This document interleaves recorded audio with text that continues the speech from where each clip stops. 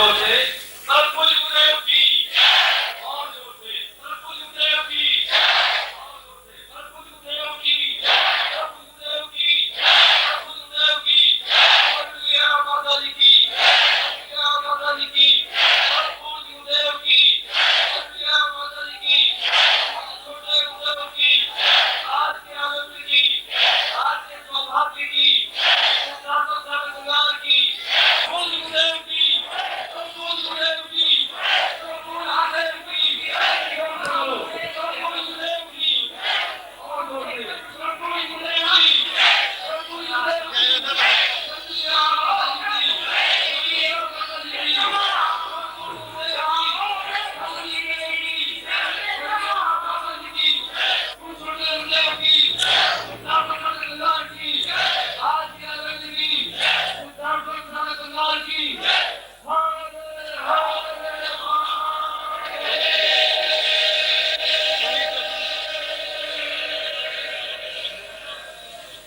एक बार और पूरे जोर से जय घोष करें आप लोग, पूरे जोर से भगवत पुष्पाद गुरुदेव जी के स्वागत में पूरे जोर से आपने जय घोष बोलना है।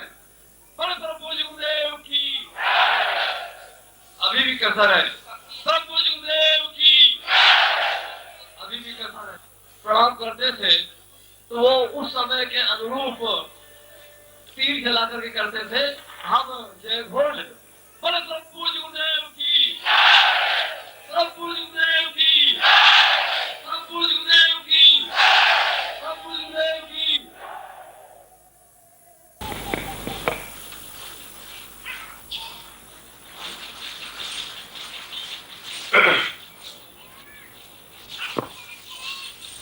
ऊर्ध्वं वदेन परमां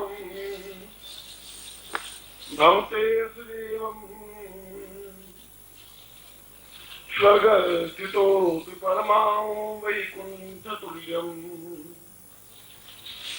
देवत्वरूपमपरं वैतान्विरूपम् सिद्धार्थमूलं प्रणमं नमामि। एक संसार की एक ऐसा दिव्य स्थल जो दिव्य चक्षुओं से दृष्टिगोचर नहीं होता, मगर जिसके आत्म चक्षु जागृत होते हैं, जिनका हृदय अपने आप में पूर्ण दस महाविद्याओं से सिद्ध होता है, जो ऊर्ध्वपात क्रिया से संपन्न होते हैं,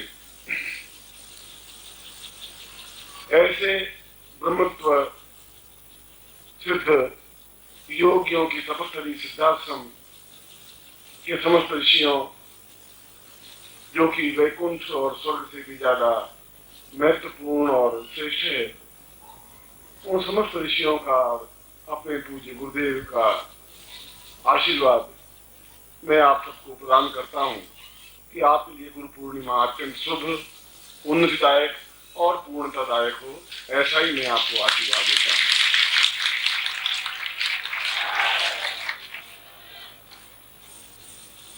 पहले मैं दीक्षा देता हूँ, फिर अपने प्रवचन में मैं अपनी बात को स्पष्ट करता हूँ। और दीक्षा दूँ थोड़ा सा आधा पौना घंटा लगता है, उसमें आप थोड़ा पेशेंस रखें, थोड़ा सा धैर्य रखें, जिससे कि एक मर्यादा, एक सभ्यता बनी रह सके। और आप रखते हैं, ऐसा मुझे कहने की आवश्यकता नहीं है, फिर भी एक अभिभावक के नाते मैं आपसे कह रहा हूं। फिर मैं समझाऊंगा कि कल हमें किस प्रकार से शिष्य पूर्णिमा मनानी है और गुरु को क्या करना है और शिष्यों को क्या करना है। आप लोगों का ये पर्व, आप लोगों का ये मिलना मेरे लिए और आपके लिए, सभी के लिए अत्यधिक प्रेम और स्नेह और आत्म ऐक्य युक्त है। मैं आप सबको साधुवाद देता हूँ, क्योंकि कल गुरु पूर्णिमा है, शिष्य पूर्णिमा है, और पूर्ण का मतलब है कि सभी दृष्टियों से हम पूर्ण हों। जो भी हमारे जीवन की न्यूनता है उनको दूर करते हुए और मेरा तो ऐसा ख्याल है, ऐसा विचार है, ऐसा चिंतन है कि दे देने की क्रिया को ही पूर्णिमा कहा जाता है। जब हम तन और मन एक प्रदान कर लेते हैं तो अपने आप में पूर्णता प्राप्त हो जाती है। इसीलिए राधा और कृष्ण को दो देह एक प्राण कहा गया है। और इसीलिए इस श्लोक में भी गुरु और शिष्य को भी दो देह एक प्राण से संबोधित किया गया है। जब तक साधक प्राण तत्व में नहीं जाता तब तक साधक अपने आप में उच्च योगी भी नहीं बनता। प्राण तत्व में जाने का तात्पर्य यह है कि जीवन के 7 कोश है, अन्नमय कोश और प्राणमय कोश। आगे तो ऊर्ध्वमय कोश, विरक्तिमय कोश, 7 कोश है। अन्नमय कोश का तात्पर्य है कि हम अन्न से जिंदा हैं। अन्न है तो जिंदा है, अन्न नहीं लेंगे तो 5, 7, 15, 20 दिन रहेंगे और शरीर अपने आप में सूखता हुआ समाप्त हो जाता है। कोई ऐसी स्थिति कि हिमालय में तो योगी बैठे हैं, उनको तो कोई रोटियां सब्जियां मिलती नहीं, उनको कोई वनस्पति पेड़ पौधे भी वहां नहीं है, बर्फ ही बर्फ है, पहाड़ ही पहाड़ है, फिर वे कैसे जिंदा है? क्या कारण है? अगर बद्रीनाथ मंदिर में जाए तो बद्रीनाथ में 6 महीने तक बिल्कुल रास्ता बंद हो जाता है। उत्तरकाशी से आगे तो रास्ता ही नहीं होता, पुजारी भी नहीं जाते।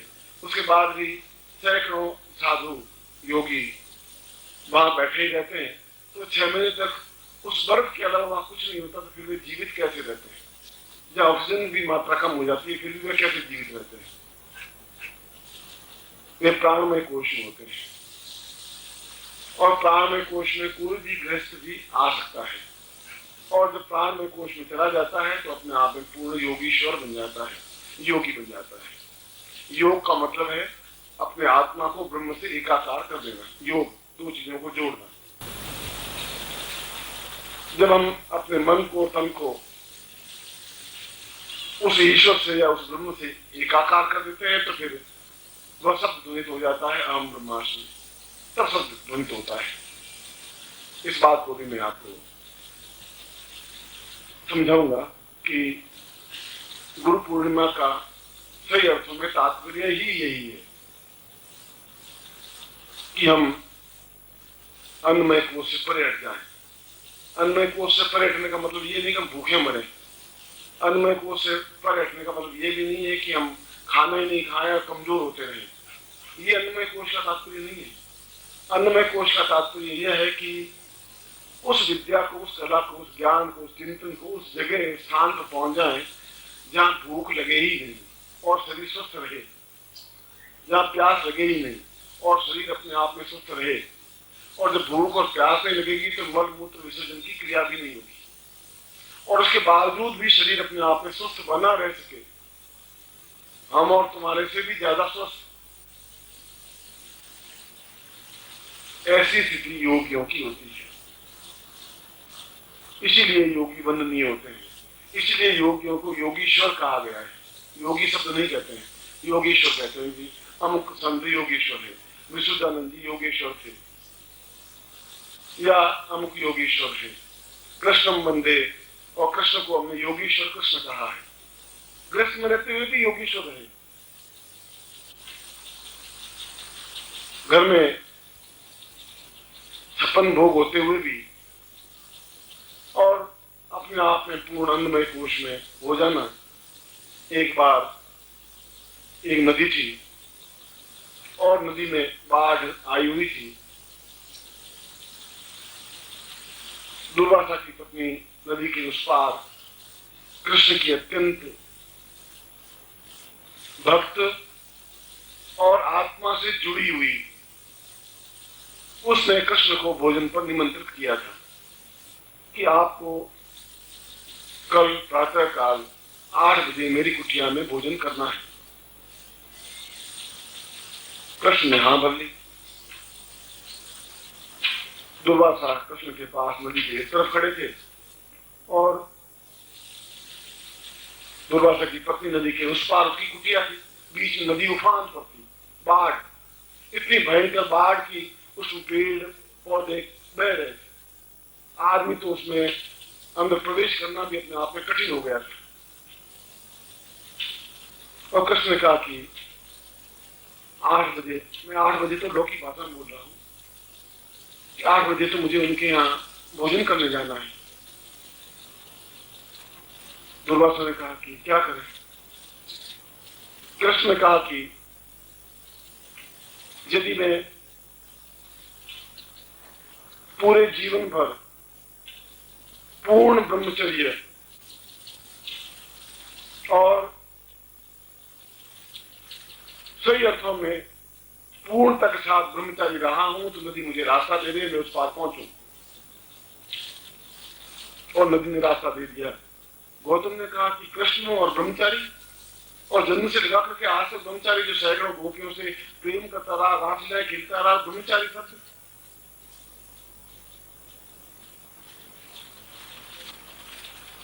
नदी के उस पार पहुंचे गौतम और कृष्ण। कृष्ण ने कहा कि तुम मेरे देह को देख रहे हो,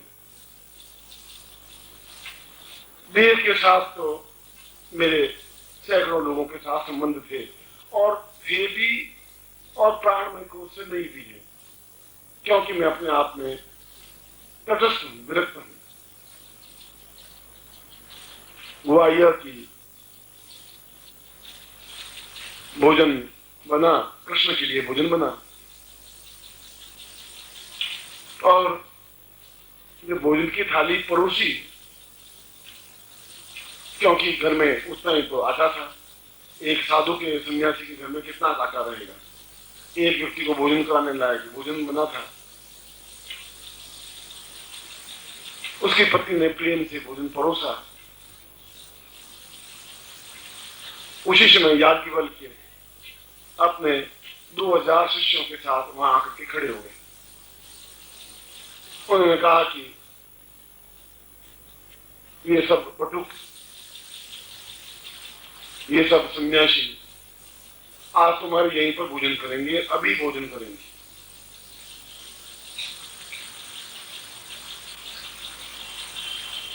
दुर्वासा की पत्नी अपने आप में बड़ी विचलित हुई।